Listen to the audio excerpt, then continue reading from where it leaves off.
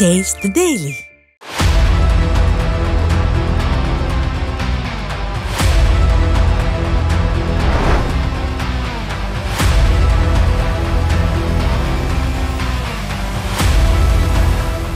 News J நேயர்களுக்கு வணக்கம். இது சொல்லியடி நிகழ்ச்சி. இன்றைய நிகழ்ச்சியின் விருந்தினர் மக்கள் வழிகாட்டி இயக்கத்தை சேர்ந்த திரு டி.சி. ராஜேஷ் அவர்கள். வணக்கம் சார். வணக்கம் மேடம். சார், கடந்த 4.5 வருடமா ஆட்சியில் இருந்துட்டு இப்போ மக்களுடைய குறைகளை தீர்க்கிறோம் அப்படின்னு சொல்லிட்டு புது பெயர் வச்சுக்கிட்டு நிறைய அதிகாரிகள் வலம் வராங்க. அதை மக்கள் எப்படி பார்க்குறாங்க, நீங்கள் எப்படி பார்க்குறீங்க? நம்ம கிராமத்தில் ஒரு பழமை உண்டு, கடைசி நேரத்தில் அரோகரா அரோகரான்னு சொல்கிற மாதிரி வந்துட்டே அப்படின்னு சொல்லுவாங்க. அது மாதிரி தான் இந்த நிகழ்வு நான் பார்க்குறேன். காரணம் என்னென்னு கேட்டிங்கன்னா, ஆரம்ப காலத்துலேருந்து ஒவ்வொரு மாவட்டத்துலேயும் 1947 ஆன்வர்ட்ஸை நான் சொல்கிறேன். பிரிட்டிஷ் கவர்மெண்ட்டுக்கு பிறகு நம்ம ரிபப்ளிக் ஆன பிறகு சொல்கிறேன். அப்போயே மக்களுடைய குறைகளை கவனிப்பதற்கும் கேட்பதற்கும் ஒரு விங்கு செயல்பட்டுகிட்டே இருந்தது. உதாரணத்துக்கு எடுத்திங்கன்னா, ஒவ்வொரு மாவட்டத்திலும் சென்னை உள்பட 38 மாவட்டங்களிலும் மக்கள் குறைதீர் கூட்டம் அப்படின்ற ஒரு கூட்டம் அது மண்டே பெட்டிஷன் சொல்லுவாங்க. ஒவ்வொரு திங்கட்கிழமையும் அந்த மாவட்ட ஆட்சியர் தலைமையில் அங்கே இருக்கக்கூடிய மாவட்ட அலுவலர்கள் அத்தனை பேரும் அங்கே அசம்பிளி ஆவாங்க. அந்த மாவட்டத்தில் செயல்படுகின்ற துறைகள், குறிப்பாக ஒரு 50லேருந்து 53 துறை இருக்கும் டிபார்ட்மெண்ட், அத்தனை ஆஃபீஸர்ஸும் அங்கே வருவாங்க. அப்போ அந்த மாவட்டத்தில் இருக்கிற அத்தனை மக்களும் அவங்களுடைய குறை சார்ந்த மனுக்களை அந்த மாவட்ட அதிகாரிகிட்ட கொடுப்பாங்க. இது நிகழ்வு நடந்துகிட்டு இருக்கு அப்பத்துலேருந்தே, இப்போவும் நடந்துகிட்டு இருக்கு. இப்போ என்னாச்சுன்னு கேட்டால், புது பானையில் பழைய கல் அப்படின்ற ஒரு நிலையை தான் இப்போ சொல்ல வேண்டும். அது மட்டும் இல்லை, ஒரு மாவட்ட ஆட்சித்தலைவர் திங்கட்கிழமை அந்த குறையை பார்க்குறாருங்களா, பொதுமக்களுடைய குறையை. அதே போல் புதன்கிழமை தோறும் மாற்றுத்திறனாளிகளுக்கான ஒரு குறைகளை பார்க்குறாரு. அதே போல் இன்னொரு வாரத்தில் வெள்ளிக்கிழமையில் விவசாயிகளுடைய குறையை கேட்குறாரு. அது ஒரு மாவட்ட ஆட்சியரை 3 குறை கேட்பு தினங்களை நடத்திட்டு வர்றாரு. அப்போ இந்த 3 குறை கேட்பு தினங்களில் வாங்கக்கூடிய மனுக்கள், பெறக்கூடிய மனுக்களுக்கு என்ன நடவடிக்கை என்று கேள்வி கேட்டால் பூஜ்யம் தான். அது ஒன்றாச்சுங்களா. அதுக்கு அடுத்தது இவங்க வந்த பிறகு இப்போ சொல்கிறாங்க இல்லைங்களா, மாடல் ஆட்சி, புரட்சிகரமான ஆட்சி நடத்துகிறோம், நாங்கள் மக்களுக்காக நடத்துகிறோம், விளிம்பு நிலை மக்களுக்காக நாங்கள் பயணிக்கிறோம், அடித்தள மக்களுக்காக பயணிக்கிறோம் இந்த அரசு அப்படின்னு சொல்கிறாங்க இல்லைங்களா. அவங்க முதல்ல கொண்டு வந்தாங்க மக்களுடன் முதல்வர், அது ஒரு திட்டம். அதுலேயும் மக்கள் குறை கேட்பு நிகழ்ச்சி இவரே முதல்வரே போயிட்டு ஒவ்வொரு மாவட்டமாக ஷோ பண்ணி மனுக்கள்லாம் வாங்கினார். அந்த வாங்கின மனுக்கள்லாம் என்னாச்சு? அதுக்கு முன்னாடி பாக்ஸ் போட்டு பாக்ஸில் வாங்கினாங்க, அந்த மனுக்கள் என்னாச்சு? அதன் பிறகு ஒவ்வொரு கிராமத்தில் போய் மாவட்ட ஆட்சித்தலைவரை தங்கி மனுக்களை வாங்கணுன்ற ஒரு திட்டத்தை கொண்டு வந்தாங்க, அது என்னாச்சு? அதே போல் முதல்வரின் முகவரித்துறை அப்படின்னு ஒரு டிபார்ட்மெண்ட்டை ஓப்பன் பண்ணாங்க, அது என்னாச்சு? அதே போல் முதல்வரின் தனிப்பிரிவு, முதலமைச்சரின் தனிப்பிரிவு சிஎம் செல்னு சொல்லுவாங்க, அந்த பிரிவு என்ன பண்ணுது? அப்போ இந்த பிரிவுக்கு எல்லாமே செயல்படாமல் தூங்கிட்டு இருக்கிறதுனால தானே இப்போ மக்களுக்கு நாங்கள் ஷோ காட்டுறது, இது ஷோ தான், வேறு ஒன்றும் இல்லை, ட்ராமான்னு சொல்லுவாங்க இல்லைங்களா, நாடகம் தான். அந்த மாதிரி இந்த நாடகத்தை இப்போ அரங்கேற்றுறாங்க. காரணம் என்னென்னு கேட்டிங்கன்னா, இந்த 4.5 ஆண்டுகள் இந்த திட்டங்கள் எல்லாம், இந்த குறை கேட்பு நிகழ்ச்சி எல்லாம் அம்போக்கானதுனால, எந்த வேலையும் நடைபெறாததுனால மக்கள் வெறுப்பாகிட்டாங்க. இப்போ 2026 அறுவடை நோக்கி பயணிக்கிறாங்க. எந்த அறுவடையை? ஓட்டர்ஸ் அறுவடையை. அப்போ இந்த வாக்கு சேகரிப்பு அதுக்கான ஒரு கேன்வாஸாக தான் நான் இதை பார்க்குறேன். ரெண்டாவது தேர்தல் ஆணையம் அறிவிச்சிட்டா அப்போ அந்த ரூல்ஸ் எல்லாம் வந்துடும். அதை அவங்க அந்த விதியெல்லாம் மீற முடியாத சூழ்நிலையில் மக்களோட நாங்கள் போய் செயல்படுறோம், அவங்களுடைய குறை கேட்குறன்ற ஒரு நிகழ்வு நடத்த வேண்டிய உள்நோக்கம் என்ன? அது மட்டும் இல்லை, 1 லட்சம் பேர் வாலண்டியர்ஸை நாங்கள் கிராமத்தில் இறக்கியிருக்கோம். மக்களை நகர்ப்புறத்துக்கு ஒரு கேம்ப்பு, கிராமப்புறத்துக்கு ஒரு கேம்ப். உதாரணத்துக்கு ஒன்று சொல்கிறேங்க, அந்த கேம்புக்கு நான் போயிருந்தேன்.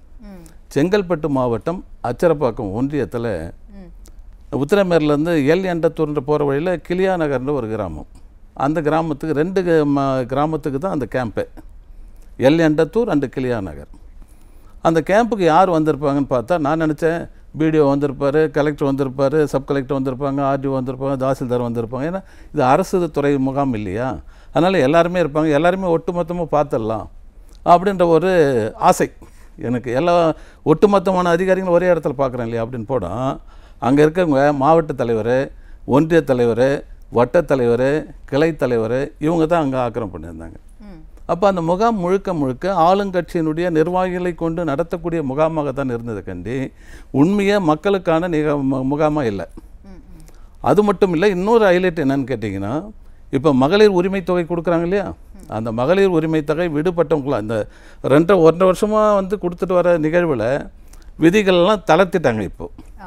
அப்போ விதிகள் தளர்த்தினா என்னுடைய கேள்வி என்னென்னா, இப்போ விதிகள் தளர்த்தின பிறகு நான் இப்போ எலிஜிபிள் ஆகிட்டேன், எங்கள் வீட்டுக்கு அம்மா எலிஜிபிள் ஆகிட்டான்னு வச்சுங்க, விதிகளை தளர்த்தி 1.5 வருஷமாக கொடுக்கல இல்லையா, அந்த 1.5 வருஷத்தினுடைய பணத்தை அரியஸ் கொடுத்துருவாங்களா?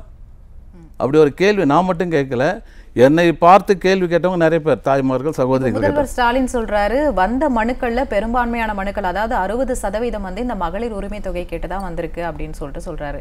இதை பெருமையா வேற சொல்றாரு. இதை எப்படி பெருமிதமா பாக்குறதா, வேதனையா பாக்குறதா? அதாவது மக்களை கடைசி வரைக்கும் கையேந்து வைக்கிற நிலையை தான் நான் பார்க்குறேன். காரணம் என்னன்னு கேட்டால், எல்லா சகோதரியும் தாய்மாரும் சொல்கிறாங்க, இந்த இலவசத்தை யார் கேட்டாங்க?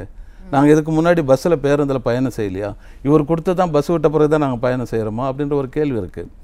அது ஒரு பக்கம் என்னன்னு கேட்டிங்கன்னா, அங்கே இருக்கக்கூடிய அரசு ஊழியர் என்ன சிவி சிங்காரிச்சிட்டு சினிமா கிளம்பிட்டியா, பார்க்குக்கு போறியான்னு கேட்குற நிலைமையும் இருக்குது. இதையும் சகோதரிகள் வந்து சந்திக்கக்கூடிய அவல நிலைக்கு தள்ளப்பட்டிருக்கார்கள். ஆக மொத்தத்தில் இந்த திராவிட ஆட்சிகள் வந்து திராவிட கட்சியாக இங்கே ஆளுங்கிற இந்த திமுக கட்சியில் கொண்டு வந்த அத்தனை திட்டங்களும் பார்ப்பதற்கு மட்டும் உங்களுக்கு வந்து ஷோகேஸில் வச்ச பொம்மை மாதிரி தான் இருக்குது. அது பார்ப்பதற்கு தான் அழகாக இருக்குது, ஆனால் வந்து அதை கிட்ட போய் நம்ம தொட முடியாது. அது ஒரு உயிரற்ற ஒரு ஜனமாக தான் இருக்கும். அது மாதிரி தான் இருக்குது நிர்வாகம் என்பது. மக்கள் குறைதீர் கூட்டம் அப்படின்றது நீங்கள் நிறைய பட்டியலிட்டீங்க, இந்த பெயர்லலாம் வந்து அவங்க செஞ்சுட்டே வந்தாங்க அப்படின்னு சொல்லிட்டு. அப்போ இத்தனை கூட்டங்கள்லையும் எந்த கோரிக்கைகளையும் நிறைவேற்றலையா அவங்க? கண்டிப்பாக வந்து அங்கொன்று இங்கொன்றுமாக இருக்கும். ரெண்டாவது வந்து இவங்க கடந்த ஒரு 10 ஆண்டுகளாக வந்து ரொம்ப வறட்சியில் இருந்தாங்க, பொருளாதார வறட்சியில். இப்போ ஆளுகின்ற ஆட்சியாளர்கள் அவங்க கட்சியை சார்ந்தவர்கள். நம்ம கிராமத்தில் சொல்லுவோம், கம்பங்கொள்ள விழுந்த மாதிரி விழுந்துற மாதிரி ஆயிடுச்சுன்னு. அப்போ எல்லாத்துக்குமே வந்து உங்களுக்கு கலெக்ஷன், கட்டிங், கரப்ஷன் இது மாதிரி தான் லஞ்ச லாவணத்தை நோக்கி தான் வந்து பயணிக்கிறாங்க. உதாரணத்துக்கு நான் இன்னும் தெளிவுபடுத்துகிறேன். ஒருங்கிணைந்த குழந்தைகள் வளர்ச்சி திட்டம், இந்த அங்கன்வாடி பால்வாடி சொல்லுவாங்க இல்லைங்களா, அதில் வந்து போடக்கூடியது 60-40 ரேஷியோ. 60% வந்து மத்திய அரசாங்கத்தினுடைய நிதி, 40% மாநில அரசாங்கத்தினுடைய நிதி. இதில் அப்பாயின்மெண்ட் பண்ணுறதுலேயே வந்து குறைந்தபட்சம் அங்கே இருக்கக்கூடிய அங்கன்வாடி பணியாளருக்கு 8 லட்சம் ரூபாய். இது லஞ்சம் அந்த பணியை வாங்குவதற்கு. அதே போல் புரட்சித் தலைவர் எம்ஜிஆர் சத்துணவு திட்டம்னு ஒரு திட்டம் இருக்குது. அது அரசு பள்ளிக்கூடத்தில் படிக்கக்கூடிய மாணவர்களுக்கான மதிய உணவு திட்டம். அதில் இருக்கக்கூடிய பணியாளர்கள், அதாவது சமையலர், உதவியாளர் மற்றும் அமைப்பாளர், இதுக்கு வந்து 8 லட்சத்துலேருந்து 12 லட்சம் ரூபாய். அப்போது இது மாதிரி ஒவ்வொரு துறையும் நான் வரிசையிட்டு பட்டியலிட்டு போகலாம். இப்போ இவங்க என்ன பண்ணாங்கன்னா, எல்லா துறையில் இருக்கக்கூடிய வேகன்சி வந்து டிக்ளேர் பண்ணி கால்ஃபர் பண்ணியிருக்காங்க. அது எதை நோக்கின்னு சொன்னால், தேர்தல் அறுவடைக்கு கலெக்ஷனை நோக்கி. அப்போது என்னுடைய கேள்வி என்னென்னா, ஆதரவற்ற விதவை, அது கணவன் வந்து வீட்டில் வந்து யாரும் ஆதரவு இல்லை, தாய் வீட்லேயும் ஆதரவு இல்லை, அப்படியே கொண்டவங்களுக்கு வந்து டிஸ்ட்ரிக்ட் விடோன்னு சர்டிஃபிகேட்டு ஒரு சப் கலெக்டரே கொடுக்குறாரு. அது தாசில்தார் கூட கொடுக்கல. அப்போ ஒரு சப் கலெக்டரே கொடுக்கக்கூடிய, ஒரு ஐஏஎஸ் ஆஃபீஸர் கொடுக்கக்கூடிய அந்த சர்டிஃபிகேட்டுடைய வேல்யூ என்னன்னு கேட்டால், எம்ப்ளாய்மெண்ட் ஆப்பர்ச்சுனிட்டி, அரசு துறையில் வேலை வாய்ப்பு பெறுவதற்காக. நாங்கள் திருப்பூர் மாவட்டத்தில் ஒரு இது மாதிரி டிஸ்ட்ரிக்ட் வீட ஒரு சகோதரிக்கு இந்த அங்கன்வாடி பணியாளர் வேலைக்கு போய் கேட்குறப்போ, எம்எல்ஏவை போய் பாருங்கள், ஒன்றியத்தை பாருங்கள், அமைச்சர் பிஏவை பாருங்கன்னு சொன்னாங்க. ஏங்க அவங்களெலாம் பார்க்கணும், நீங்கள் அங்கே பார்த்தா தாங்க இங்கே போஸ்டிங்கை போடுவோன்றாங்க. அப்போது இந்த வறுமையில் இருக்கக்கூடிய டிஸ்ட்ரிக்ட் விடோவுக்கு கூட வந்து லஞ்சம் கொடுக்குற நிலைமைக்கு தான் இங்கே தள்ளப்பட்டிருக்கு. அப்போ இவங்க பெருமையாக சொல்கிறதுல என்ன அர்த்தம் இருக்குங்க? உதாரணத்துக்கு இவங்க ஒதுக்குற நிதி எல்லாம் அவங்களே ஒதுக்கிட்டு போயிடுறாங்க. ஒரு பட்ஜெட்டில் போகிறாங்க, 110 விதியின் கீழே வந்து முதலமைச்சர் அறிவிக்கிற திட்டங்கள் எல்லாம் செயல்பாட்டுக்கு வருது, கெசட் நோட்டிஃபிகேஷன் வருது, அது ஃபண்ட்ஸ் ஒதுக்குறாங்க, ஆனால் திட்டம் போலையே. உதாரணத்துக்கு நான் இப்போ அதிகமாக சொல்ல போனோம்னு சொன்னால், சென்னையில் இருக்கக்கூடிய நீர்நிலைகள், சென்னையை சுற்றி ஒரு 13 நீர்நிலைகள் செல்குது. அதில் வந்து குறிப்பாக இந்த பக்கிங்ஹாம் கேனல், அது கூவம் ரிவர் அண்டு அடையாறு ஆறு, இது 2-3 மேஜர். இந்த அடையாறு ஆறை வந்து க்ளீன் பண்ணுறதுக்காக ஃப்ரம் திருவள்ளூர் மாவட்டம், காஞ்சிபுரம் மாவட்டம், சென்னை 3 டிஸ்ட்ரிக்ட் அது போயிட்டு வந்து பே ஆஃப் அங்கெல்லாம் போய் கலக்குது. அப்போ அதுக்கு 124 கோடி ரூபாய் ஒதுக்குனாங்க. எதுக்கு? அந்த இருபுறமும் கரையை கட்டுவதற்கும் அது தூர் வாருவதற்காக போட்டாங்க. அப்போ இந்த 124 கோடி ஒதுக்குன்னு தான் நான் வந்து ஏன்னா இது வந்து ஹைகோர்ட்டில் அஃபிடவிட் சப்மிட் பண்ணுறாங்க கவர்மெண்ட் ஆஃப் தமிழ்நாடு. நாங்கள் 124 கோடி ஒதுக்கி இருக்கிறோம் இதுன்னு சொல்லிட்டு. அப்போ நீதித்துறைக்கே இவங்க அல்வா கொடுக்குறாங்கன்றதுக்காக சொல்ல வரேன். அங்கே வந்து பார்த்தீங்கன்னா அடையார் ரிவரில் நான் ஒரு 10-15 ஜேசிபி நிற்கிது. அது ஃபோட்டோ ஷூட்டு எடுத்துகிட்டு அதோட முடிச்சுட்டாங்க. ஒரு 15 நாள் 20 நாள் முடிஞ்சிடுச்சு, தூர் வாரியாச்சு. ஆனால் இப்போ ரெயின் சீசன் ஸ்டார்ட் ஆகிடுச்சு. செம்பரம்பாக்கம் திறந்தால் கண்டிப்பாக ஏறக்குறைய 240 கிராம மக்கள் வந்து பாதிக்கப்படுவாங்க. 124 கோடி அங்கே ஒதுக்கணும் இல்லையா, அது ஒதுங்கி போயிடுச்சு. கரையும் கட்டலை, அங்கே எதுவும் எடுக்கலை. ஆனால் மீடியாவுக்கும் பிரிண்ட் மீடியாவுக்கும் நியூஸ் வந்தாச்சு, இவ்வளோ அமௌண்ட் ஒதுக்குனாங்க, இவ்வளோ பேர் ஜேசிபி வச்சு எடுத்தாங்க அப்படின்ற மாதிரி. ஒரு பானை சோறுக்கு ஒரு சோறு பதம். இது மாதிரி அனைத்து திட்டங்களும் போடுவதற்கு, கேட்பதற்கு, பார்ப்பதற்கு தான் நல்லா இருக்குது. ஆனால் அங்கே எக்ஸிக்யூட் பண்ணோம்னா அங்கே ஜீரோவாக தான் இருக்குது. இந்த நிலை தான் நோக்கிட்டு இருக்குது. அதே போல் தான் இப்போது உங்களுடன் ஸ்டாலின்ற திட்டமும் சட்டமும் கூட இது வந்து இதே துறை தான் அதை செயல்படுத்துது. அதை வந்து எக்ஸிக்யூட் பண்ணுறதுக்கு, சூப்பர்வைஸ் பண்ணுறதுக்கு 4 சீனியர் அடிஷ்னல் சீஃப் செக்ரட்டரி கேடரில் போட்டிருக்காங்க. இப்போ அவங்கள வந்து அமுதா ஐஏஎஸ்ன்றவங்க, அவங்க ஒரு ஆனஸ்ட் ஆஃபீஸர்னு நினச்சிட்டு இருந்தேன்.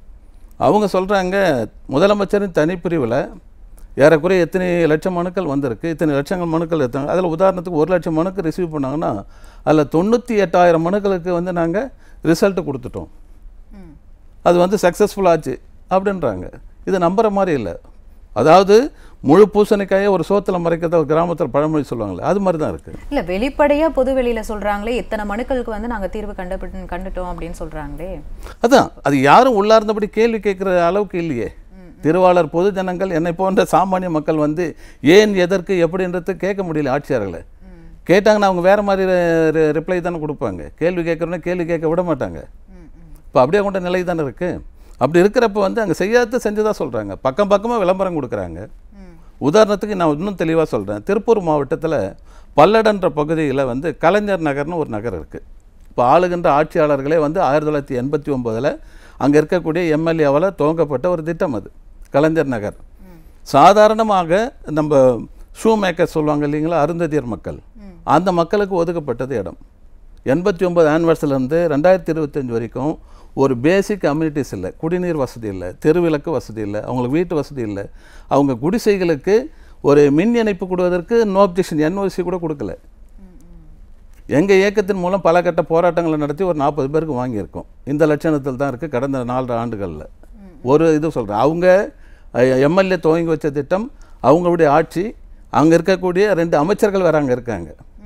திருப்பூர் மாவட்டத்தில் 2 அமைச்சர் இருக்காங்க. இந்த பாதிக்கப்பட்ட மக்களில் ஒரு அமைச்சர் வந்து இந்த சமுதாயத்தை சேர்ந்தவங்க, அருந்ததிய சமுதாயத்தை. அவங்களே போய் கோரிக்கை மனுவெல்லாம் கொடுத்துருக்காங்க, அப்போ கூட நடவடிக்கை எடுக்கலை. அப்போ நிர்வாகம் எந்த அளவுக்கு தூங்கி கொண்டிருக்கிறது, பொம்மையாக தூங்கி ஸ்டைலாக உட்காந்துருக்கு, அவ்வளோதான். இப்போது மக்கள் குறைதீர் கூட்டத்துக்கு நிறைய பேர் மனுக்களை கொண்டுட்டு வராங்க. அவங்களுடைய மனப்போக்கு எப்படி இருக்குது சார்? இப்போ இவ்வளோ காலம் நம்ம வந்து நிறைய இடத்துல பெட்டிஷன் கொடுத்துருக்கோம், அவங்களுடைய கோரிக்கை நிறைவேறலை அப்படின்ற பட்சத்தில் இப்போ இதை நோக்கி வராங்க, உண்மையாகவே நிறைவேறுதுங்களா? அதாவது முதலமைச்சர் வந்து அது மக்களுடைய மனோபாவனை வந்து ஒரு சைக்காலஜி என்னென்னா ஒரு எதிர்பார்ப்பு தானே. சாதாரண முதலமைச்சராக வர்றாரு, அவராண்டியே நான் மனு கொடுக்குறேன், அவரே வாங்குறாரு, கண்டிப்பாக நடவடிக்கை எடுப்பாங்கன்ற ஒரு நம்பிக்கையில் தான் வராங்க. ஆனால் அங்கொன்றும் இங்கொன்றுமாக தான் இருக்குது. முதலமைச்சருடைய கேம்பெயினில் அவர் வந்து நடத்தக்கூடிய நிகழ்வுகளில், அமைச்சர்கள் நடத்தக்கூடிய நிகழ்வுகளில் ஒரு சிலருக்கு வந்து அதுவும் கட்சிக்காரங்களை பார்த்து செலக்ட் பண்ணி மனு கொடுக்க வைப்பாங்க. இப்போ ஆளுங்கட்சியை சார்ந்த யார் இருக்காங்களோ அந்த சகோதரிகள் தான் வந்து அந்த கட்சியை சார்ந்தவங்களுக்கு தான் அவங்களுக்கு டோக்கன்லாம் கொடுத்து செட்டப் பண்ணி வச்சுருப்பாங்க. ஏற்கனவே அவங்க தான் மனு கொடுப்பாங்க, அவங்கள தான் விஷ் பண்ணுவாங்க, எல்லாம் பண்ணுவாங்க. இது வந்து நாடகம் தானே. சாமானிய கொடுக்குறான் இல்லையா, அந்த மனு வந்து நடவடிக்கை எடுக்கணும் இல்லையா, அந்த நடவடிக்கை இல்லையே. இப்போது கலைஞர் கனவு இல்லைன்னு ஒரு திட்டம் இருக்குது, அவங்க பேர் தான். அதே போல் கலைஞர் கைவினை திட்டம்னு சொல்கிறாங்க. கலைஞர் கைவினை திட்டம் என்றால் இந்த கட்டுமான தொழிலாளர்கள், அமைப்பு சாரா தொழிலாளர்கள், அவங்களுக்கு வார விடுமுறை கிடையாது, அதே போல் அவங்களுக்கு பிஎஃப் கிடையாது, அவங்களுக்கு இஎஸ்ஐ கிடையாது, ரெகுலர் சேலரி இல்லை, பென்ஷன் இல்லை, கிராஜுவிட்டி இல்லை. இது மாதிரி இருக்கக்கூடிய தினம் உழைக்கக்கூடிய தொழிலாளர்களுக்கு சார்ந்த ஒரு திட்டம். அந்த திட்டத்தில் ஒவ்வொரு தொழிலாளிக்கும் வந்து 3 லட்ச ரூபாய் கொடுக்குறதா உறுதி கொடுத்தாங்க. அதுக்கு ஒரு 3 டிபார்ட்மெண்ட்டுக்கு சேர்ந்து கோஆர்டினேட் பண்ணி இந்த தொழிலாளர்களுக்கு கொடுக்குறாங்க. அதுக்கு ஒரு 10 நாள் பயிற்சி கொடுக்குறாங்க. இங்கே திருப்பூர் ஒரு இடத்துல, கேளம்பாக்கத்தில் தையூர் என்ற இடத்துல இந்த அமைப்பு சாரா தொழிலாளருடைய அங்கே பயிற்சி அங்கே இருக்குது. இப்போ அம்பத்தூரில் இருந்து ஏறக்குறைய ஒரு 50 தொழிலாளர்கள், எல்லாமே கார்பெண்டரி தொழிலாளர்கள், உங்களுக்கு தெரியும், அவங்க எல்லாமே அன்னாடங்காட்சியாக தான் இருப்பாங்க. அந்த தொழிலாளர்கள் போயிட்டு அந்த பயிற்சி எடுத்துகிட்டு வராங்க. 3 லட்ச ரூபாய் கொடுக்கக்கூடாதுன்னு சொல்லக்கூடிய இந்த அரசாங்கம் 1 லட்ச ரூபாய் கொடுத்துட்டு அவ்வளோதான் முடிஞ்சு போச்சுருந்துச்சு. அப்போ ரெக்கார்டில் வந்து 3 லட்ச ரூபாய் இருக்குது, ஆனால் ப்ராக்டிக்கலாக போனது 1 லட்சம் தான். அந்த 1 லட்சத்துக்கு கூட 35,000 ரூபாய் மானியம் தரணும், சப்சிடி, அதுவும் தரல.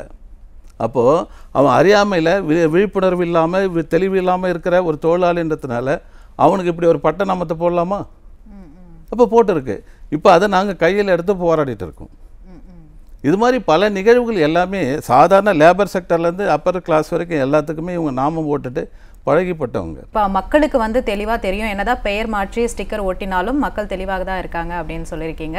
நிகழ்ச்சியினுடைய நிறைவு பகுதிக்கு வந்துட்டோம். இந்த நேரத்தில் உங்களுடைய நேரத்தை செலவழித்தமைக்காக மிக்க நன்றி சார். நன்றி, வணக்கம் மேடம். நேர்களே, மற்றும் ஒரு நிகழ்ச்சியில் சந்திப்போம். அதுவரை நன்றி, வணக்கம்.